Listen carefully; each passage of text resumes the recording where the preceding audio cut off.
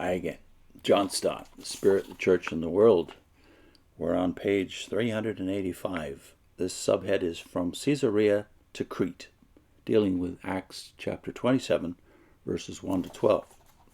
Many readers of Acts 27 have commented on the precision, accuracy, and vividness of the narrative. The explanation is surely not that Luke borrowed from somebody else's first-hand description of a sea voyage and shipwreck, as some liberal scholars have unwarrantably suggested, but rather that he was himself present throughout Paul's journey from Jerusalem to Rome, as indicated by the fourth and final "we" section, which runs from 27:1 to 28:16, and that he was writing a daily log of the ship's progress, on which he later drew. There is no such detailed record of the working of an ancient ship, wrote Thomas Walker, in the whole of classical literature. The writer who has done most to vindicate Luke's accuracy in Acts 27 is James Smith of Jordan Hill in Renfrewshire, Scotland, whose book, The Voyage and Shipwreck of St. Paul, was published in 1848.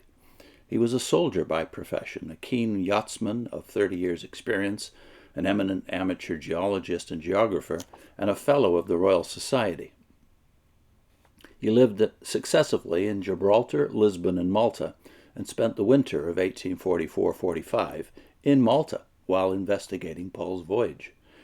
He was widely read. He familiarized himself with the weather patterns of the Mediterranean, and he made a study of navigation and seamanship in both the ancient and the modern worlds. His general conclusion was that Acts 27 was the work of an eyewitness who nevertheless was a landlubber and not a professional seaman. No sailor would have written in a style so little like that of a sailor. No man, not a sailor, could have written a narrative of a sea voyage so consistent in all its parts, unless from actual observation. That's from Smith's narrative. When it was decided that we would sail for Italy, Paul and some other prisoners were handed over to a centurion named Julius, who belonged to the imperial regiment. It is presumed, Stott says, though not specifically stated, that they set sail from Caesarea, since it was there that Paul had been held in custody for 2 years and had been tried by Felix, Festus, and Agrippa. Who were the other prisoners who were also on board? Ramsay suggests that they were, in all probability, already condemned to death, and were going to supply the perpetual demand which Rome made on the provinces for human victims to amuse the populace by their death in the arena. No ship seems to have been available to transport the prisoners direct to Italy. In consequence, the voyage from Caesarea to Malta took place in 2 stages and in 2 ships, which came respectively from Adramyttium and Alexandria. This section is a ship from Adramyttium, dealing with 27:2 to 5. We boarded a ship from Adramyttium about to sail for ports along the coast of the province of Asia, and we put out to sea. Aristarchus, a Macedonian from Thessalonica, was with us. The next day we landed at Sidon, and Julius, in kindness to Paul, allowed him to go to his friends so that they might provide for his needs. From there we put out to sea again and passed to the lee of Cyprus, because the winds were against us.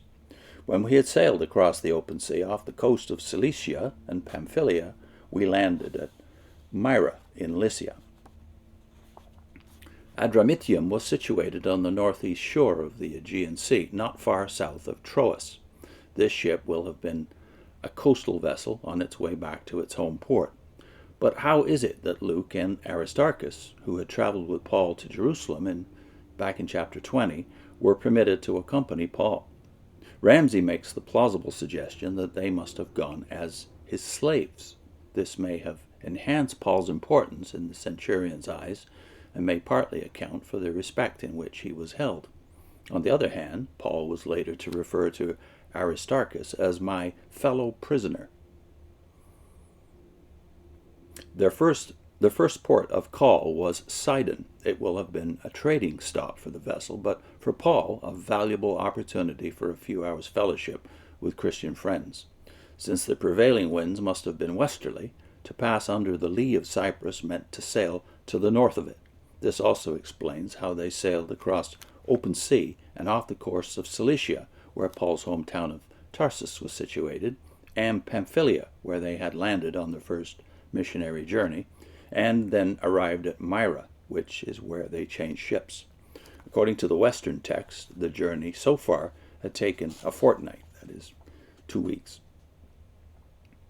Next subhead is a ship from Alexandria, covering 27 verses 6 to 12. There the centurion found an Alexandrian ship sailing for Italy and put us on board. We made slow headway for many days and had difficulty arriving off Cnidus. When the wind did not allow us to hold our course, we sailed to the lee of Crete, opposite Salmone. We moved along the coast with difficulty and came to a place called Fair Havens, near the town of Lasea. Much time had been lost, and sailing had already become dangerous because by now it was after the fast.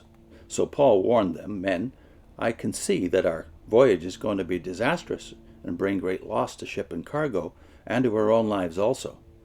But the centurion, instead of listening to what Paul said, followed the advice of the pilot, of the owner of the ship. And since the harbor was unsuitable to winter in, the majority decided that we should sail on, hoping to reach Phoenix and winter there. This was a harbor in Crete, facing both southwest and northwest. It was now that Julius the centurion, who, as Luke's tale unfolds, wins our admiration for his kindness and common sense, found what he had been looking for earlier, namely a ship sailing for Italy. It was carrying a cargo of grain and came from Alexandria, Egypt being Rome's main granary. Sailing between the mainland and the island of Rhodes, but very slowly because of a contrary wind, they arrived off Cnidus, which is located at the southwest tip of Asia Minor. But there, instead of continuing west across the lower end of the Aegean Sea, the wind forced them almost due south, towards Crete, and indeed a northwesterly wind is precisely the wind which might have been expected in those seas towards the end of summer. Rounding Cape Salmone, they hugged Crete's south coast until they reached Fair Havens. It was clear to everybody that they could not go on to complete their voyage to Italy. They would have to winter somewhere. The only question was whether they should lay up in Fair Havens or seek a better harbor further west. The adverse weather conditions had occasioned a serious delay. Already the Day of Atonement was past, which according to Ramsay fell on October 5th in AD 59. So they had entered the dangerous season for sailing, which always had to cease by the beginning of November. Paul, who had had a lot of experience of the Mediterranean Sea, warned them that to sail any further would bring loss to cargo, ship, and life. But the pilot and the ship owner thought differently, and the centurion agreed with them on the ground that Fair Havens was not a sufficiently protected harbor to winter in. So they decided to sail on a further 40 miles to Phoenix, though there is some dispute whether this is to be identified with Lutro, which is open to the east, or Phoenicia, which faces west. The natural translation of the end of verse 12 is facing both southwest and northwest, which favors Phoenicia, although Smith argued for Lutro by translating in the same direction as the southwest and northwest winds, that is, east. Next time, the storm and the outcome. I'll put in a link to the Bible basis of authority. This is a much misunderstood debate within Christian circles, both conservative and liberal. Some would want to make the Bible's basis of authority a doctrine of infallibility or inerrancy. I'm giving my opinion, of course, based on what I see as the consensus within the New Testament itself, and it all's based around the word witness. So the Bible basis of authority, I'll put the first of, I think it's 3 videos, which are linked together on your screen now. See you soon.